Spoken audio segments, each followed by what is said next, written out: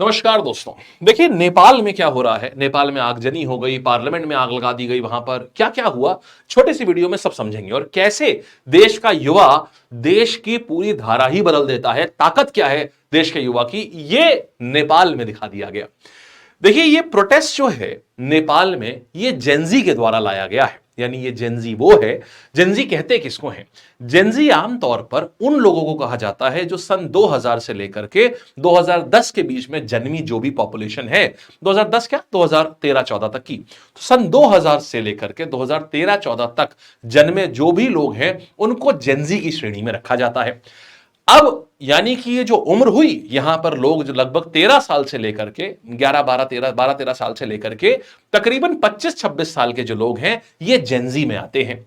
अब देखिए हुआ क्या यहां पर, जेंजी एक चीज से बहुत ज्यादा नाराज हो गई। अब देखिए nepo babies, where is the money coming from, we pay you flex, we pay. अब देखिए इस वीडियो को जब आप देखेंगे आपको बहुत सारी चीजें आपको लगेगा, अरे ये तो मेरे साथ भी होता है, अरे ये तो मेरे वहां भी होता है। आपको बहुत रिलेटेबल लगेगी ये वीडियो। हुआ क्या है यहां पर, सितंबर 8 को पार्लियामेंट हाउस पे पूरा जला दिया गया। मतलब किसी देश की पार्लियामेंट को जला दिया गया, ये बड़ी बात है। और ये सब हुआ क्यों? सोशल मीडिया पर बैन की वजह से। नेपाल में सोशल मीडिया पर बैन लगा दिया गया। अब बैन किन वेबसाइट्स पर लगाया गया? बैन देखिए हुआ क्या, बोला यह गया कि फेसबुक के ऊपर, इंस्टाग्राम के ऊपर, यूट्यूब के ऊपर और व्हाट्सएप के ऊपर, इन समेत 26 सोशल मीडिया प्लेटफॉर्म्स के ऊपर बैन करा दिया गया। अच्छा अब है क्या इसमें, बोला यह गया, भाई सरकार ने बोला था कि भाई देखो ऐसा है, सोशल मीडिया प्लेटफॉर्म्स को जो भी है 7 दिन के अंदर रजिस्ट्रेशन कराना है। अपने ऑफिस का रजिस्ट्रेशन कराइए, अपने डेटा सेंटर का रजिस्ट्रेशन कराइए, ये सब कराइए। सरकार ने बोला कि ये हम इसलिए करा रहे हैं क्योंकि हम फेक आईडी और जो फेक लोगों के प्रोफाइल चलते हैं हम उसको क्रैकडाउन करना चाहते हैं। फेक इंफॉर्मेशन के ऊपर हम क्रैकडाउन करना चाहते हैं। साइबर क्राइम और गलत सूचनाएं जो लोग फैला रहे हैं उनके ऊपर क्रैकडाउन करना चाहते हैं। कुछ बातें सुनी हुई लग रही हैं। और इसलिए आपको सारे डेटा सेंटर आपको यहां रखने होंगे। अब सरकार की तय समय सीमा जो थी वो समाप्त हुई, कंपनियां रजिस्ट्रेशन करा नहीं पाई इतनी जल्दी, और इसलिए उन्होंने क्या किया, इन सब को इन्होंने बैन कर दिया। अब हुआ क्या समझिएगा, अब जैसे ही ये बैन हुआ तो पूरा जेंजी जो है, जेंजी के लिए तो ये समझ लीजिए उनकी दुनिया है।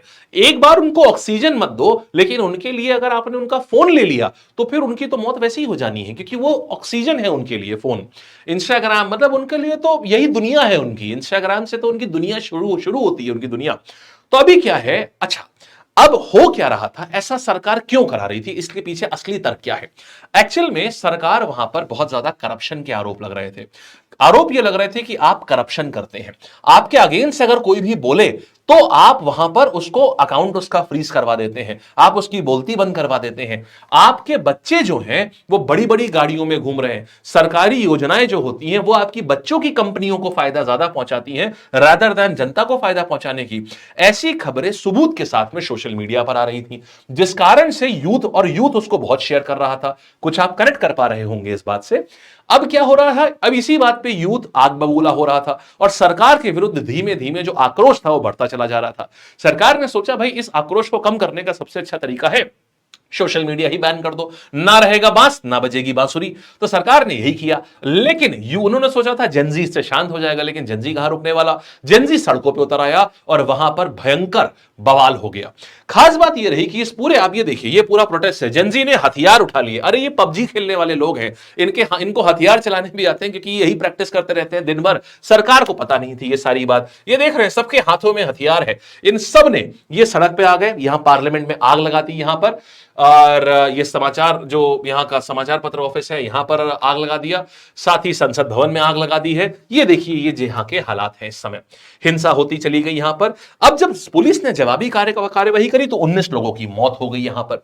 12,000 से प्रदर्शनी जो है, 12,000 से ज्यादा प्रदर्शनी संसद भवन परिसर में घुस गए, पार्लियामेंट के अंदर घुस गए जाकर के लोग यहां पर। अब ये सब चल रहा था। अब हुआ क्या, अब इसके यहां के जो प्राइम मिनिस्टर थे केपी शर्मा ओली, रिजाइन करना पड़ा उनको, प्राइम मिनिस्टर को रिजाइन करना पड़ा। सोचिए सिर्फ 3 से 4 दिन के प्रोटेस्ट के अंदर अंदर प्राइम मिनिस्टर को रिजाइन करना पड़ गया, होम मिनिस्टर को रिजाइन करना पड़ गया।